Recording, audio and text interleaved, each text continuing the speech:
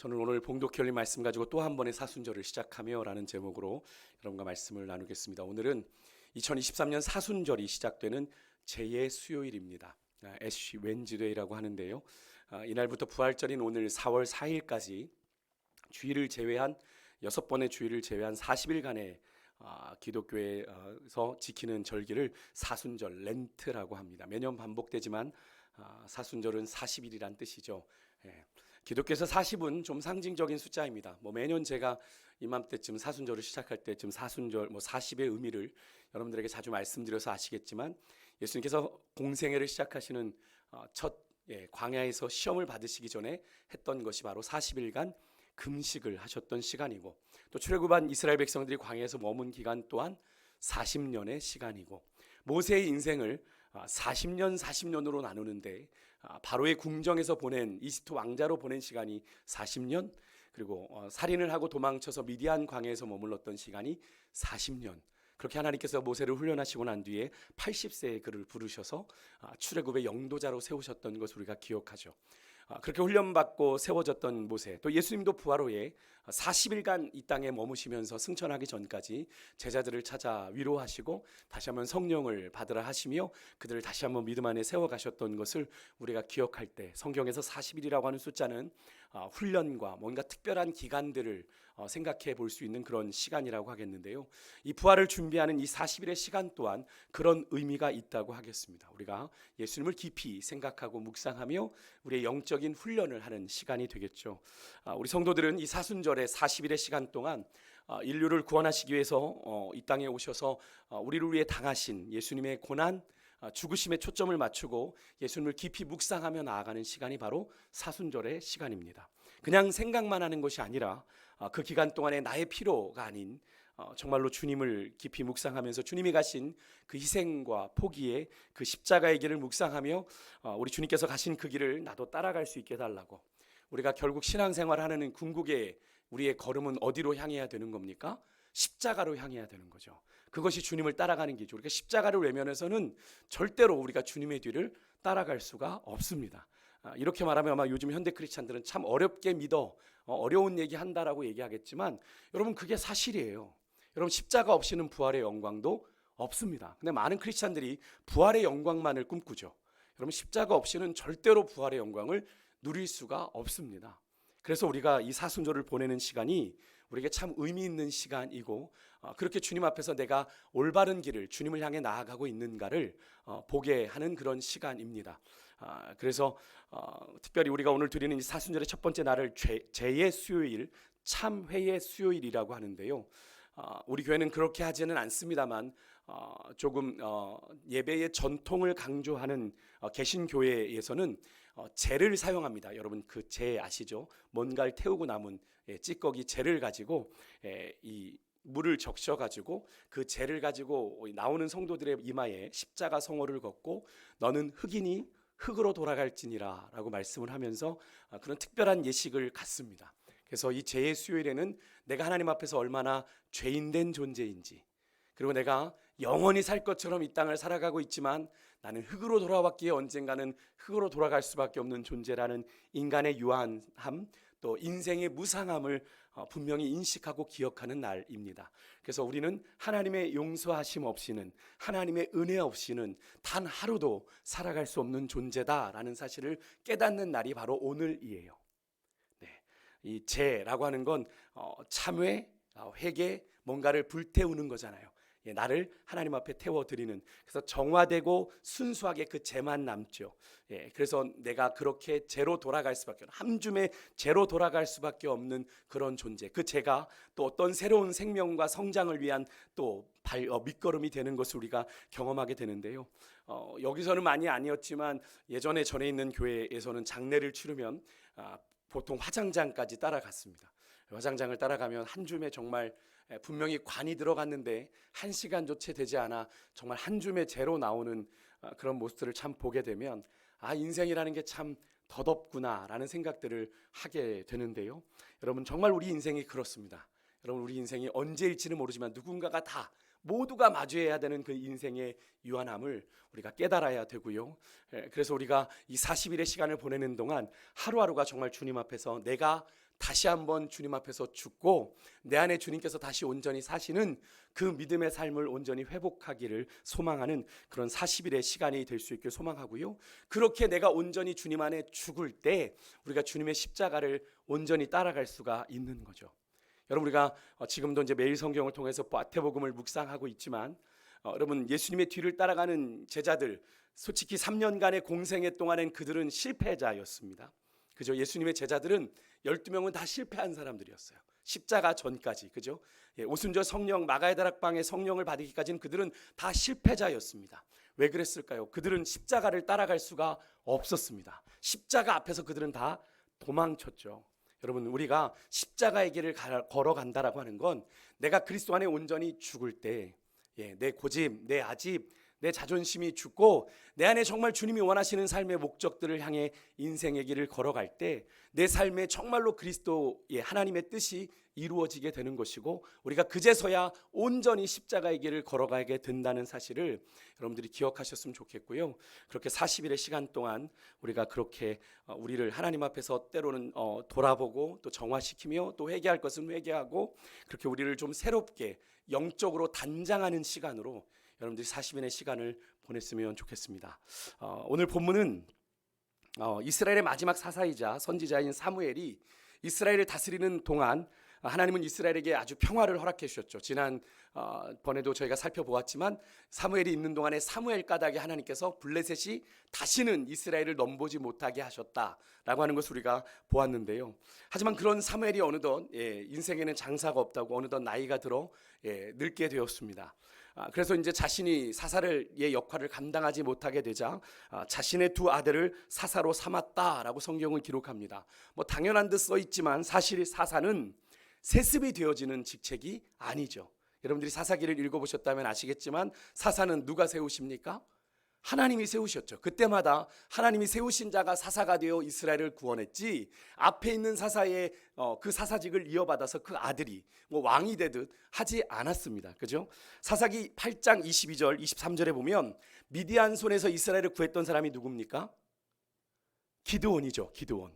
겁쟁이지만 하나님께서 그를 부르셔서 큰 용사라 하신 뒤에 기드온은 용사를 통해서 정말 해변에 모래와 같이 많았던 미디안을 18만 5천의 미디안 군사를 물리치는 놀라운 역사를 이루지 않았습니까? 여러분, 이 기드온에게 이스라엘 백성들이 이런 말을 해요. 너무나도 놀라운 일을 이루게 되니까 우리 같이 한번 사사기 8장의 말씀을 읽어볼게요. 시작. 그때에 이스라엘 사람들이 기드온에게 이르되 당신이 우리를 미디안의 손에서 구원하셨으니 당신과 하는지라. 기드온이 그들에게 이르되 너희를 다스리지 아니하겠고 나의 아들도 너희를 다스리지 아니할 것이요 여호와께서 너희를 다스리시리라 하니라. 아멘. 뭐라고 이스라엘 백성들이 기드온에게 이야기했어요? 당신과 당신의 아들 또 당신의 손자가 자자손손대대로 우리를 좀 다스려 주십시오. 당신이 미디안 군사를 물리치는 걸 보니 당신이 우리를 다스리면 우리는 태평성대를 누릴 것 같습니다. 한마디로 대를 이어 기드온의 가문이 이스라엘을 다스려 줄 것을 요구한 거죠. 그러자 기드온이 그것을 거절하면서 뭐라고 선포합니까? 여호와께서 너희를 다스리시리라. 할렐루야. 여러분 믿으십니까? 이 기드온의 고백이 여러분 우리의 고백이 되어야 되는 거죠. 여러분 우리의 삶도 우리의 왕 되신 주님께서 다스리고 계심을 믿으십니까? 믿으셔야죠. 여러분의 힘으로 여러분의 인생을 책임지고 살고 계세요? 그래서 아멘 안 하시는 겁니까? 고백하셔야죠. 하나님이 우리 인생을 책임져 주시기에 우리가 오늘 여기까지 산 거잖아요. 하나님이 먹게도 하셨고, 싸게도 하셨고, 그죠? 걷게도 하셨고, 숨쉬게도 하셨고, 일하게도 하셨고, 그렇게 해서 오늘 우리가 여기까지 온 거잖아요. 그렇게 여러분 그런 주님의 다스리심 속에 여러분 살아가고 계십니까? 여러분의 시간도, 여러분의 물질도, 여러분의 꿈도 우리 주님이 다스리십니다. 믿으십니까? 오늘부터 우리가 사순절의 절기를 따라 지키는 것은요 바로 이 고백을 전제로 하는 거예요. 바로 이 고백을 우리 시간의 주인이 하나님이십니다를 고백하는 겁니다. 왜? 내가 사는 날이 누구의 손에 달렸으니까? 내가 건강 잘 책임지면 내가 80이 나한테 보장되는 겁니까? 내한테 100세가 보장되는 거예요? 아닙니다. 한 치 앞도 내다보지 못하는 거예요. 내일도 우리는 보장을 못하고 아니 한 시간 뒤도 보장을 못하는 게 우리 인생이죠. 우리 시간의 주인은 누구시에요? 하나님이세요. 우리가 숨을 쉬며 당연한 듯 누리며 살아가고 있는 이 시간마저도 주님의 다스리심을 전제로 하고 있습니다. 여러분 재해 수요일에는 원래 어떤 걸 재로 만드냐면 작년 종려주일에 막 예수님께 그 흔들었던 그 나뭇가지를 태워가지고 그 재를 가지고 만드는 겁니다. 그래서 그 재를 이마에 십자가를 그리며 너는 흑이니 흑으로 돌아갈 것이라 라는 말씀이 바로 그런 고백인 거예요. 우리의 인생이 누구의 손에 달렸다고요? 하나님의 손에 달렸습니다. 나는 그저 흑일 뿐입니다. 주님이 가라 하시면 나는 흑으로 돌아가야 하는 존재입니다 라고 고백하며 시작하는 게 여러분 재해 수요일이에요. 근데 우리가 하나님이 내 인생을, 내 시간을 다스리신다고 믿지 못하면 이 시간 아무 의미 없는 거죠. 한 해 동안 살아온 우리네 인생이 여러분 주님의 손에 있었음을 정직하게 인정하는 고백인 거죠. 사랑하는 여러분, 언제든 우리는 주님이 부르시면 거부할 수 없는 가야 하는 인생이라는 사실 잊지 마시기 바랍니다. 내가 아무리 운동을 열심히 하고 건강이 인바디가 아주 탁월하게 나와도 하나님이 됐어 박 목사 이리 와 하시면 저는 가야 되는 게 인생인 거죠. 여러분, 하나님의 다스림을 받는 자는 그것을 늘 인식하고 삽니다. 그것이 당연하다는 것을 여러분 꼭 깨달으실 수 있길 주 이름으로 축복합니다. 이렇게 기도원은요 정확한 믿음의 고백을 했어요. 사사시대의 핵심은 그거죠. 하나님이 왕이야, 내가 왕이야라고 드러나시진 않았지만 하나님 왕 되신 주님께서 보내신 사사들을 중심으로 하나님의 신앙 공동체의 정체성이 유지되던 시대가 바로 사사시대였잖아요. 그 사실을 기도원은 분명히 알았고 기도원이 정말 자기도 으쓱할 만큼 미디안 군사들을 향해 멋진 승리를 거두었지만 그는 내가 너희들을 다스릴 거야 라고 말하지 않았고 여호와 하나님이 너희를 다스리시리라 라고 고백을 했던 겁니다. 근데 여러분, 그 사실을 이 기드온도 아는 그 사실을 모를 리 없는 이 사무엘이 오늘 본문에 보니까 그의 아들들을 사사로 삼았다라고 하는 사실이 조금은 의외이죠. 노년의 사무엘은 그를 키운 엘리 제사장과는 다르게 지금까지 이 노년에 이르기까지 정말 오로지 하나님만 바라보며 하나님께 영광을 돌리며 살았기에 사무엘은 이러지 않을 줄 알았는데 더군다나 사무엘을 성전에서 돌보았던 엘리 제사장도 그런 적이 없었거든요. 그렇게 영적으로 마지막에 희미하여 하나님의 그런 환상을 보지 못했던 그런 엘리 제사장도 이스라엘의 사사였지만 그의 아들들을 사사로 삼지는 않았거든요. 그죠? 그런데 사무엘은 정말 유례 없이 사사시대의 유례 없이 자신의 아들들을 사사로 임명합니다. 자신의 사사직을 세습한 거예요. 이 납득하기 힘든 이 사무엘의 선택은 우리에게 아주 중요한 사실 하나를 이야기해 주는데 아무리 하나님 앞에 경건하고 올바른 듯 보여도 하나님 앞에 완전한 사람은 없다라고 하는 사실을 우리에게 분명히 얘기해 주고 있는 거죠. 우리가 아무리 경건하고 아무리 홀리해 보이고 아무리 거룩해 보여도 하나님 앞에 완전한 존재는 없다. 그래서 그토록 하나님 앞에서 겸손하게 사명을 감당했던 사무엘도 자기 자식의 미래 앞에서는 어쩔 수 없는 부모된 한계를 드러내 보였다는 거예요. 그런데 그렇게 아버지 사무엘이 유례 없이 전통적으로 하나님이 지명하시던 사사직의 관습을 깨고 자신의 아들들에게 이 사사직을 계승하게 했건만 그들은 아버지 사무엘의 행위를 따르지 않았고요. 자신들의 사사로운 이익을 따라 뇌물을 받고 사사에게 아주 중요한 것이 전쟁에서 승리하는 것도 있지만 백성들을 판결하는 의무가 사사들에게 있었는데 그 판결을 뇌물을 받고 굽게 하는 아주 부정한 죄를 저지르게 됩니다. 전에 엘리의 아들들 홈니와 비느하스를 하나님의 전에서 버젓이 수종드는 자를 겁탈하고 하나님께 드릴 제물을 먼저 취하는 아주 경거망동한 행동을 했던 홈니와 비느하스를 보는 듯한 착각을 하게 되는 이 사무엘 아들들의 모습인데요. 근데 여러분, 사무엘 아들들의 이 두 아들의 이름이 오늘 본문 2절에 나와요. 첫째 아들의 이름이 뭐예요? 요엘이고요. 둘째 아들의 이름은 뭐였습니까? 아비야였습니다. 여러분, 요엘이란 이름의 뜻이 뭐냐면 여호와는 하나님이시다라는 뜻입니다. 여호와는 하나님이시다라는 뜻이고요. 아비야는 여호와는 나의 아버지시다라는 뜻입니다. 여러분, 얼마나 귀한 믿음의 고백, 이것은 누구의 고백이겠습니까?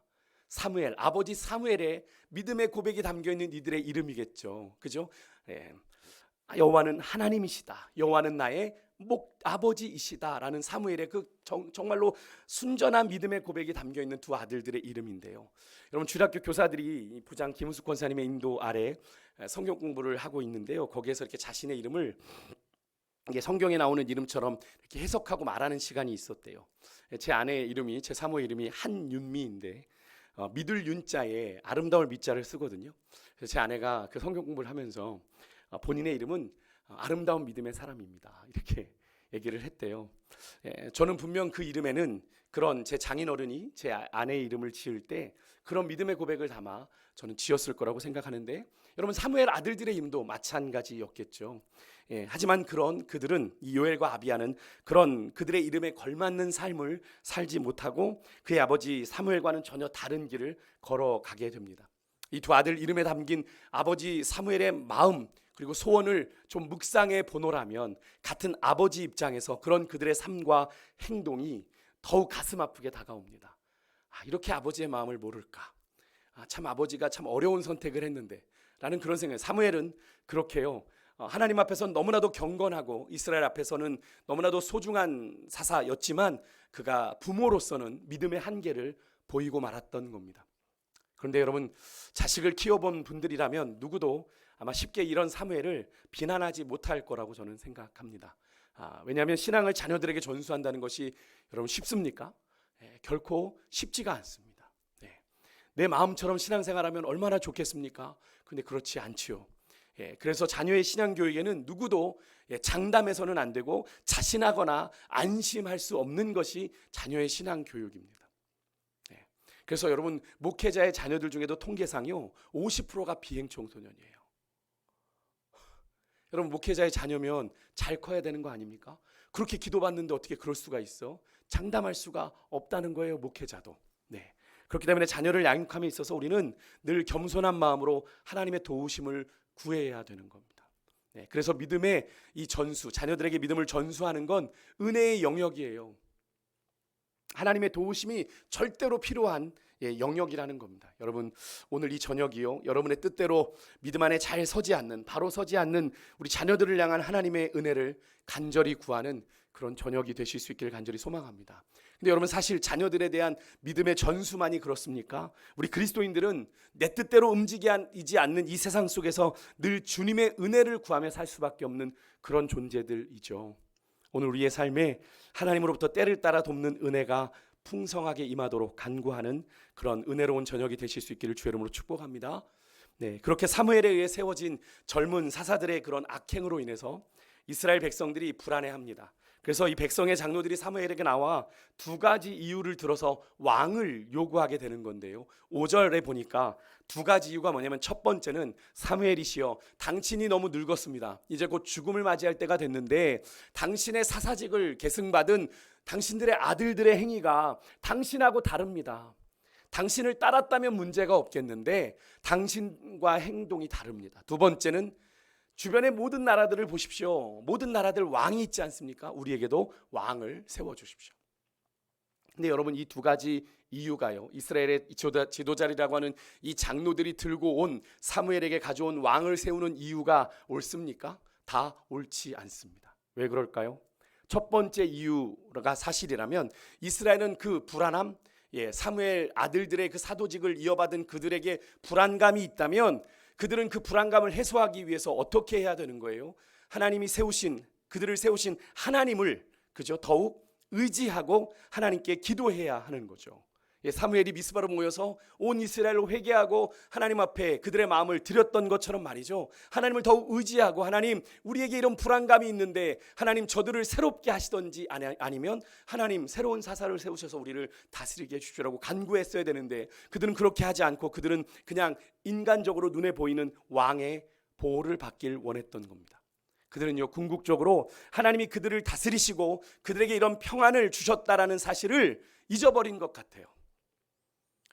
그들이 사무엘을 통해서 물론 그것이 임했지만 궁극적으로 그렇게 하신 것은 하나님이신데, 그들을 다스리고 그들에게 이렇게 평화를 주셨다는 건 하나님이 하신 일인데 그것을 잊어버린 듯해요. 여러분, 제가 서두에서 기드온의 이야기를 통해서 우리는 무엇을 고백했습니까?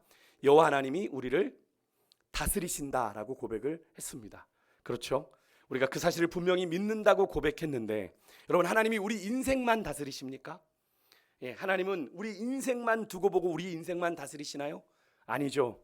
우리 하나님은 우리 인생뿐 아니라 온 우주 만물을, 온 세계 열방을 다스리시는 온 우주의 왕이 되시죠. 여러분, 믿으십니까? 요즘 사람들이 못 살겠다고 아우성이죠. 우리가 사는 이 사회가 너무나도 불안하다고 호소합니다. 여기저기서 난리예요. 정치도 경제도 사회도 안보도 어느 것 하나 안정되어 있지 않은 듯 보입니다. 우리의 삶이 흔들리고 있다고 사람들이 많이 불평을 쏟아내요. 근데 우리도 예외가 아니죠. 이거 참 잘못 뽑은 거 아닌가 뭐 이런 얘기도 공공연하게 하는데요. 여러분, 우리가 이런 상황 속에서 우리가 놓치지 말아야 될 중요한 사실이 있는데, 그것은 바로 위에 세운 권세, 누가 세우신 권세라는 거예요. 하나님이 세우신 권세고, 그 하나님이 그 세운 사람을 통해 누가 궁극적으로 이 세상을 다스리세요? 하나님이 우리를 다스리고 계신다는 사실입니다.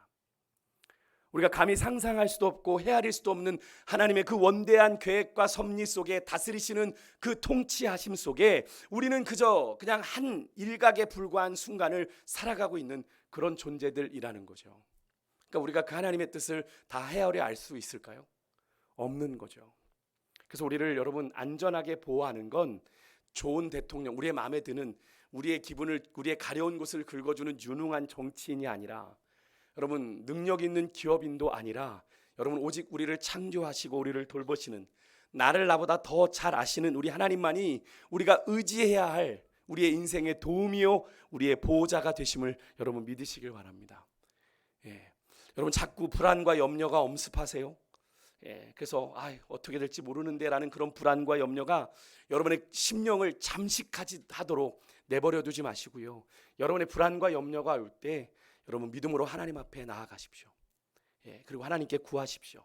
우리를 불안하게 하는 그 상황 속에서 하나님, 내가 자꾸 안개가 끼는 것처럼 자꾸 불안과 염려가 우리 안에 엄습해 오는데, 주님, 내가 이 상황과 이 환경, 이 형편들을 잘 분별하고 대처할 수 있는 믿음의 지혜를 달라고, 그렇게 기도하며 나아가는 여러분과 제가 될 수 있기를 간절히 소망합니다.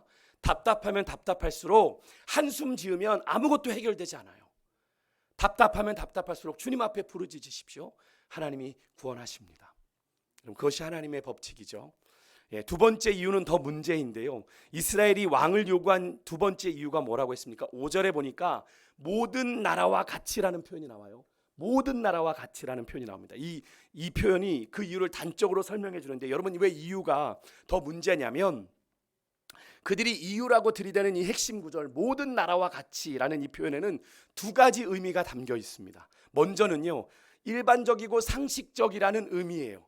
그런데 여러분 이것이 얼마나 위험한 표현인지 모르는데요. 여러분 이스라엘 백성들은 어떤 존재입니까? 하나님의 택한 백성입니다. 하나님의 택한 백성이라는 건 하나님 앞에 그냥 많은 존재들 중에 하나라는 거예요? 아니면 하나님 앞에 특별하다는 거예요? 하나님 앞에 특별한 존재라는 겁니다. 하나님의 특별한 다스림과 돌보심을 받는 하나님이 택하신 많은 백성들 중에 택하신 백성인데, 스스로 이스라엘이 그런 특별함을 포기하고, 그죠? 그런 특별함을 포기한 채 세상의 기준인 일반적이고 상식적인 수준으로 우리를 그렇게 살아가게 해주십시오라고 말하는 거예요. 모든 나라들이 그러는 것처럼 우리도 그냥 그렇게 평범하게 살래요. 하나님의 택한 백성이라는 사실을 이스라엘 스스로가 그들의 정체성을 포기하는 겁니다. 여러분 이것이 단순히 이스라엘이 하나님의 택한 백성으로서 자신들의 정체성을 포기하는 것으로 끝나는 문제겠어요? 아니죠. 아닙니다. 뒤에 7절에 보면 하나님께서 사무엘에게 이렇게 말씀을 하십니다. 7절에 보면 그들이 너를 버린 것이 아니라 누구를 버렸다고 그래요?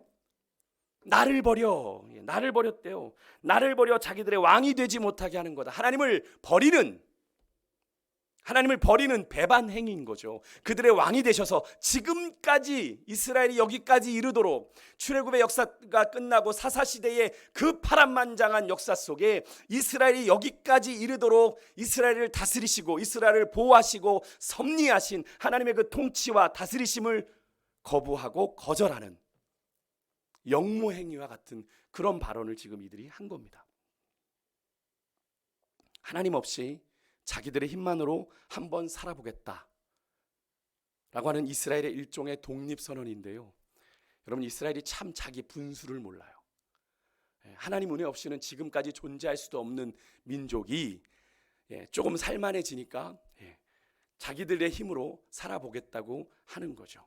자기들의 수준, 처지, 상태 모르고 대단히 착각하는 거죠. 하나님께 아주 오만하게 구는 행위를 하고 있는 겁니다.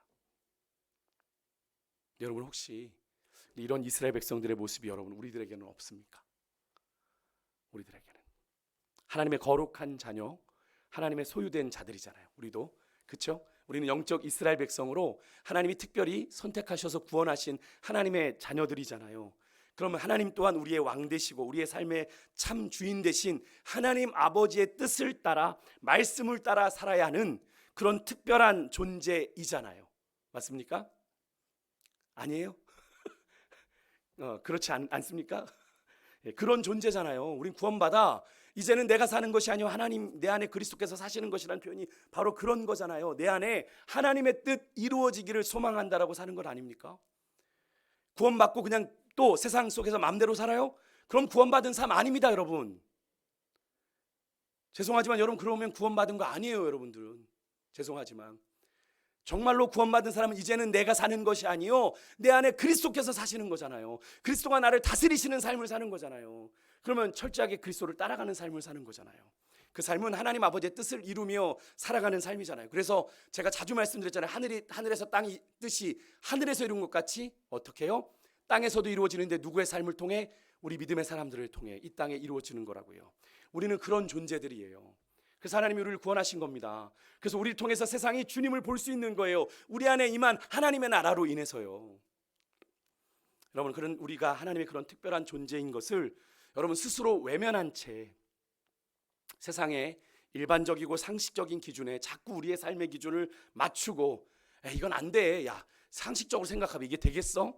한계를 짓고 여러분 살아가고 있지는 않은지. 하나님은 분명히 믿음에 도전을 하기를 원하시는데 상식적으로 이건 말이 안 돼. 상식 타령할 거면 여러분 믿음을 얘기할 수가 없는 거죠. 여러분 그렇게 살아가고 있지는 않은지 좀 돌아보실 수 있기를 원해요. 우리 그리스도인은 분명 믿음으로 사는 존재입니까? 아니면 상식으로 사는 존재입니까? 성경에 어디 상식에 맞는 이야기가 얼마나 나와요? 상식이 아니라 믿음의 역사들이 기록된 책이 성경이잖아요. 예수님께서는 내가 믿느냐? 내 믿음대로 될지어다 라고 말씀하신 건 아닙니까? 여러분 우리 그리스도인은 믿음으로 사는 존재들이에요. 근데 여러분 세상의 일반적인 상식이라고 하는 그 인간이 만들어 오는 관습 그 한계 속에 갇혀서 여러분 전능하신 하나님을 향한 믿음을 스스로 포기한 채 하나님도 안 돼 관도 그렇게 살아가고 있다면 여러분 우리도 똑같은 거예요. 지금 이스라엘 백성들처럼 하나님 우리도 그렇게 살아보겠습니다. 다 그렇게 살잖아요. 모든 나라가 모든 사람이 세상이 그렇게 살아요. 나도 그렇게 살래요. 우리가 그런 존재로 살아간다면 세상에 빛이 될 수 있습니까? 없는 거죠. 물론 여러분 이 말씀을 이렇게 오해하시면 안 돼요. 세상의 상식을 무조건 배척하고 거스르라 라는 말씀으로 드리는 건 아닙니다. 세상의 상식을 이미 뛰어넘는 그런 믿음의 수준을 가지고 우리가 살아가야 되는 거죠. 그런 세상적인 기준이 우리의 삶의 믿음의 삶의 절대적인 삶의 기준이 되어서는 안 된다는 겁니다. 그렇게 산다면 우리가 하나님을 알지 못하는 세상 사람들과 다를 바 없는 거잖아요. 그럼 세상 사람들이 원망할 때 같이 원망하고 세상 사람이 안 된다고 할 때 안 된다고 얘기하고 포기하고 그렇게 불평하며 살아야 되는 것 아니겠어요? 여러분 그리스도인들은 그런 세상의 기준을 뛰어넘어서 약속의 말씀을 따라 믿음으로 살아가는 존재들입니다. 우리 그리스도인들의 삶의 절대적인 기준은요 이 세상의 상식이 아니고요 지금도 살아계셔서 역사하시는 하나님의 약속의 말씀이어야 하는 줄 믿습니다. 그 말씀을 따라 사는 거예요. 우리는 세상이 정한 한계에도 절대로 포기하지 아니하고 하나님의 약속을 구하며 겸손하게 믿음으로 나아가는 존재들이잖아요. 또 하나 그들이 말하는 이 모든 나라와 같이라는 이 표현은 일종의 대세론이죠. 대세론. 모든 나라 다 그러니까 주변에 있는 다른 나라들이 다 그러니까 그런 나라들처럼 우리도 가길 원합니다. 여러분 우리가 뭔가 선택할 때 가장 쉽게 찾는 기준이 뭡니까? 대세죠. 많은 사람들이 가는 길을 사람들은 가려고 합니다. 많은 사람들이 가는 데는 이유가 있겠지라고 생각하는 거죠. 그래서 우리가 어떤 물건을 사이트에서 구매할 때 중요하게 보는 기준의 하나가 리뷰가 많은 물건을 고르죠. 같은 물건 중에서도 리뷰가 많은 것, 많은 사람들이 관심 있게 들여다봤는가 보다. 이 많은 사람들의 이 숫자가 리뷰의 숫자가 이 물건의 어느 정도의 퀄리티를 보장한다고 생각을 하는 거죠.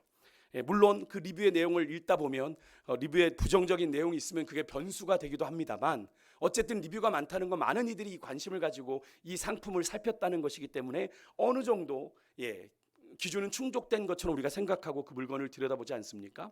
어쨌든 많은 사람들이 대세를 따라가는 경향이 있지요. 많은 사람들이 가지 않는 길보다는 대세를 따라가려는 경향이 있습니다. 이런 경향이 우리에게 무언가를 선택함에 있어서 발생할 수 있는 실수 또 위험을 최소화하는 데는 유리할 수 있어요. 많은 사람들이 그렇게 한 거니까. 근데 여러분, 이런 생각이 믿음의 관점에서는 아주 위험할 수 있는 생각입니다. 왜 그러냐면, 그래서 마태복음 7장 13절 14절의 말씀 때문인데, 우리 같이 한번 화면을 보고 읽어보겠습니다. 같이 읽겠습니다. 시작. 좁은 문으로 들어가라. 멸망으로 인도하는 문은 크고 그 길이 넓어 그리로 들어가는 자가 많고 생명으로 인도하는 문은 좁고 길이 협착하여 찾는 자가 적음이라. 아멘. 어디가 대세입니까? 어디가 대세예요? 생명으로 인도하는 문이 대세입니까? 좁고 길이 협착해서 찾는 이가 없는데, 이거는 구매 욕구가 떨어지는 물건이죠. 멸망으로 인도하는 문, 그 길이 넓어 그리로 들어가는 자가 많아요. 거기가 대세예요. 그런데 어디로 인도하는 문이에요? 결국에는 끝에는 멸망이 있어요. 여러분, 신앙생활하는 중에 많은 이들이 그렇게 한다고 해서 무조건 따라가면 안 돼요. 다른 교회 다 그러는데요. 다른 성도 다 그러는데요. 다른 성도 그렇게 가다가 멸망하면 같이 멸망하실 겁니까? 너희들 가서 나도 따라왔는데 여기가 아닌 게벼? 누구한테 책임을 묻을 거예요? 여러분들이 결정해서 따라간 거잖아요. 많은 사람이 괜찮다며 죄의 길, 죽음의 길을 무작정 달려가는데, 여러분, 대세라고 막연하게 따라가면 같이 망하고 같이 죽자는 거죠. 그래서 신앙은요, 여러분, 대세를 따르는 것이 아니라 말씀의 기준을 따라 잘 분별하고 따라가는 것이 중요합니다. 오늘 본문에도 보십시오. 6절에 보면 사무엘이 그런 백성들의 대세를 따르는 요구가 불편했어요. 물론 자기의 늙음 또 자기 아들들에 대한 불만으로 그런 요구를 한 것이기에 불편하기도 했겠지만, 어쨌든 그런 백성들의 왕을 요구하는 그것이 별로 불편했습니다. 그래서 백성들의 요구를 바로 수용하는 대신에 하나님의 뜻을 여쭙겠다고 하고 하나님께 뜻을 여쭙죠. 근데 여러분, 이 자세가 아주 우리 믿음의 사람들에게 아주 중요한 자세입니다. 우리 성도들은요, 그리스도인은 어떤 결정을 내리기에 앞서서 무조건 즉흥적으로 결정하면 안 돼요. 늘 하나님 앞에 물어야 됩니다. 하나님 어떻게 할까요? 하나님 어떻게 할까요? 물으셔야 돼요. 중요한 결정의 순간이 있다면 하나님 앞에 묻는 거예요. 우리가 사람의 말 듣고 경솔하게 결정해버리면 하나님의 뜻, 하나님의 의중을 모른 채 우리가 엉뚱한 방향으로 갈 수 있는 거죠. 그래서 우리가 찬양하는 거잖아요. 주님 뜻이 아니면 멈춰서리라. 주님 말씀하시면 내가 나아가리라. 이 두 가지가 바로 그런 뜻 아니겠습니까? 여러분, 빠른 결정보다 중요한 것은 바른 결정이고요, 대세를 따르는 것보다 중요한 것은 바른 결정입니다. 그리고 바른 결정을 위한 최고의 방법은 하나님의 뜻을 묻는 기도예요. 빠른 결정보다 중요한 건 바른 결정이고요, 대세보다 중요한 건 바른 결정이고요, 바른 결정을 얻는 방법은 하나님의 뜻을 묻는 기도입니다. 결국 대세가 아닌 하나님의 뜻을 찾는 사무엘, 어쩌면 혼자 좁고 협착한 길 위에 외롭고 고독한 자리에 서게 되지요. 우리가 서두에서 살펴본 것처럼 사무엘이 많이 늙어 죽음까지 이제 목전에 둔 많이 쇠약해진 상황에서 여러 가지로 사무엘의 마음이 참 착잡할 때 하나님은 그런 사무엘을 위로해 주십니다. 그죠? 아까 말씀드렸죠. 너를 버림이 아니라 나를 버려 자기들의 왕이 되지 못하게 한 것이다 라고 하면서 사무엘을 토닥토닥 위로해 주세요. 너를 버린 게 아니야. 그렇습니다. 하나님께서 사무엘을 위로하기 위해서 한 말처럼 보입니다만, 그렇다고 하나님이 없는 얘기한 것 아니죠. 이스라엘 백성들이 하나님을 버린 겁니다. 그들의 왕이 되셔서 그들을 지금까지 그 사사기의 파란만장한 역사 속에 그들을 지켜왔던 하나님을 거절한 거예요. 하나님을 버린 겁니다. 이것도 팩트죠. 이스라엘의 실체입니다. 그들은 하나님을 버리고 그 당시에 대세를 따르는 이스라엘 그 모든 나라들 같이 라고 하는 이스라엘의 신앙의 현주소를 하나님께서 분명히 지적하고 계시는 거죠. 여러분, 그렇습니다. 대세를 거스르는 길, 여러분, 수많은 대중의 환영받는 꽃길이 아닙니다. 오늘 사무엘이 경험한 것처럼 고독하고 외로운 길입니다만, 여러분, 그 길에는 좁고 협착하여 찾는 이가 적지만, 그래서 나를 응원해주고 나를 격려해주는 사람의 손길은 없지만 우리 주님의 위로가 있는 길입니다. 오늘 주님께서 사무엘을 위로하신 것처럼 말입니다. 하나님은 그 믿음의 고독한 길을 걸어가는, 묵묵히 걸어가는 세상의 거절과 외면에 상처받은 성도들의 마음을 여러분 감싸주시고 도움의 손길로 위로하시는 분이 우리 하나님이세요. 홀로 외롭게 십자가의 길 걸어가고 있다고요? 아니요, 주님이 동행하고 계십니다. 그 주님의 위로하심 까닭에 우리가 세상에 거부와 거절이 있어도 두렵지 않은 거죠. 사랑하는 성도 여러분, 우리 뜻대로 되지 않는 것이 인생입니다. 2023년도도 이제 2월이 다 되어 마무리되고 가는데 2달만 돌아봐도 우리 뜻대로 된 시간이 많았습니까? 우리 마음대로 되지 않은 시간이 많았습니까? 우리 마음대로 되지 않은 시간들이 훨씬 많았습니다. 그것이 인생이라고 본다면, 내 뜻대로 할 수 없는 것이 분명하다면 보다 나은 것, 주님의 뜻을 따라가는 것이 지혜로운 길이겠죠. 여러분, 자녀의 신앙 고백도, 우리의 믿음 생활도 우리 뜻대로 잘 되지 않는 것이지만, 그럼에도 불구하고 여러분, 우리가 세상의 상식과 기준이 아닌, 대세가 아닌 주님의 길을 따라가고자 할 때 주님께서 우리에게 은혜를 베풀어 주시고, 때로는 위로하시며 때로는 넘어질 때 붙들어 주실 것입니다. 사랑하는 성도 여러분, 오늘부터 사순절을 시작합니다. 우리가 최근에 자주 부르는 찬양, 예수로 충만하네 라는 고백처럼 40일간의 우리의 순례의 여정이요, 우리 안에 예수 그리스도로만 충만해지는 그런 40일 매일매일이 될 수 있길 간절히 소망합니다. 그래서 예수로만 나의 소망 삼고 이 땅의 나그네 인생길, 때로는 고독하고 외롭지만 그렇게 주님과 행복하게 동행하는 복된 인생들 되시기를 주님으로 축원드립니다. 우리 같이 찬양해 볼